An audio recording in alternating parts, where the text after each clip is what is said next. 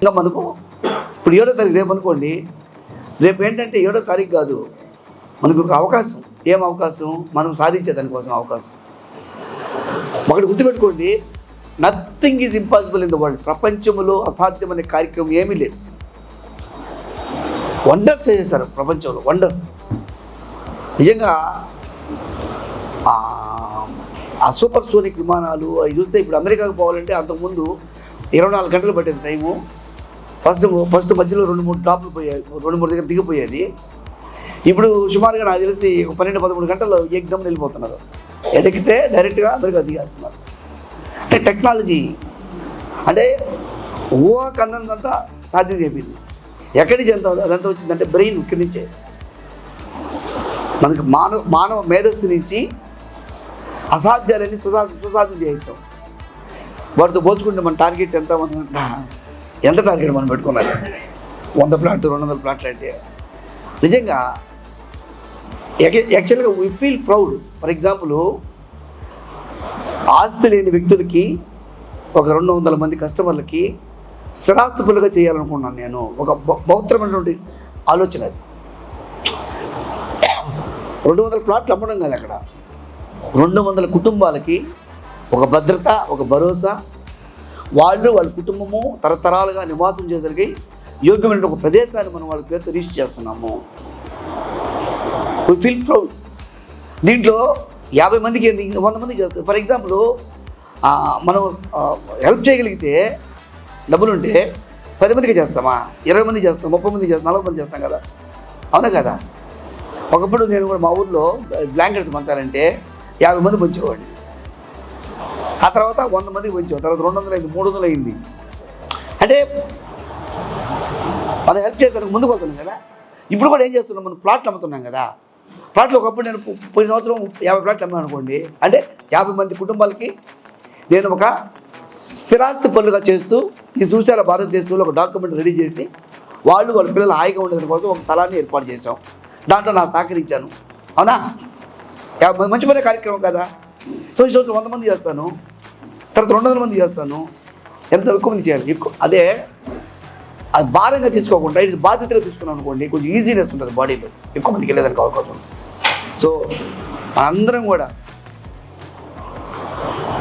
అనేక రకమైన రుగ్మతలు ఉంటాయి, కానీ ప్రపంచంలో అనారోగ్య పరిస్థితులు అన్నీ ఉంటాయి. కానీ పేదరికం అనేది పెద్ద రుగ్మత, పేదరికం అనేది, అవునా కదా? ఆ పేదరికం అనుభవించడం తెలుస్తుంది. పేదరికంలో అనుభవించడం తెలుస్తుంది. పేదరికం అనేది ఎంత భయంకరంగా ఉంటుంది పేదరికం అనేది.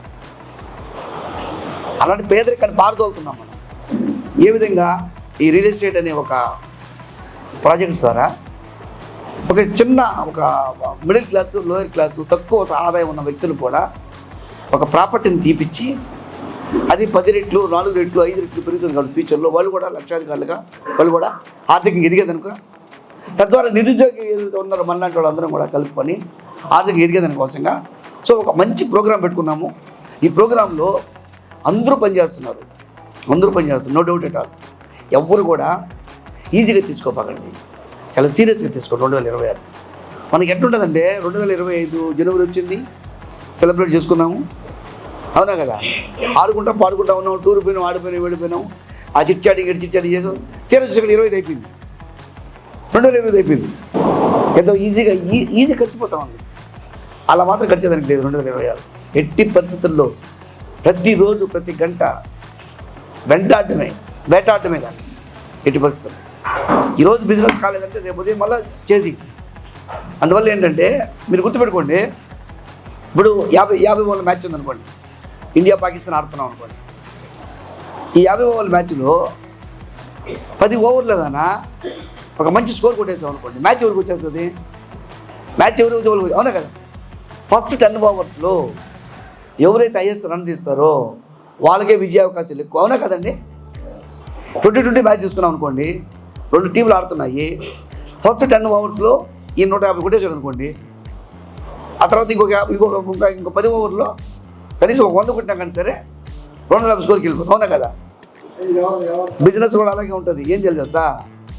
ఫస్ట్ ఓవర్ అంటే జనవరి, ఫిబ్రవరి, మార్చిలోనే మనం పెట్టుకున్న టార్గెట్లో ఎక్కువ పర్సెంట్ చేసాం అనుకోండి, మనం సులభంగా మనం టార్గెట్ రీచ్ అయిపోవచ్చు. ఒకవేళ పొరపాటున జనవరిలో టార్గెట్ కాలేదనుకోండి, 5 పాటలు చేయాలనుకున్నాను నేను, టార్గెట్ కాలేదనుకోండి, ఫిబ్రవరికి ఏమవుతుంది, 5 + 5 10 అయిపోద్ది, భారం మూయలేము. నెక్స్ట్ మంత్కి వచ్చేటప్పటికి 15 అయిపోద్ది, భారం మూయలేము. ఆ తర్వాత మిడిల్ డ్రాప్ అంటాం, మామూలు చేసే పని. అందువల్ల ఏంటంటే ఎప్పుడైనా సరే ఫస్ట్ ఓవర్లోనే గేమ్ ఆడాలి, ఫస్ట్ ఓవర్లోనే రన్స్ కొట్టాలి, ఫస్ట్ ఓవర్లోనే. సో అందువల్ల ఏంటంటే జనవరి, ఫిబ్రవరి, మార్చ్ ఈ 3 రోజులు ఏదైతే 3 నెలలు ఏదైతే ఉందో, ఈ 3 నెలల్లో ఇయర్ టార్గెట్ ఏదైతే ఉందో దాంట్లో ఒక 30% 50% క్లోజ్ చేసేసారు. ఆ తర్వాత రిమైనింగ్ది ఈజీగా గేమ్ ఆడేయచ్చు.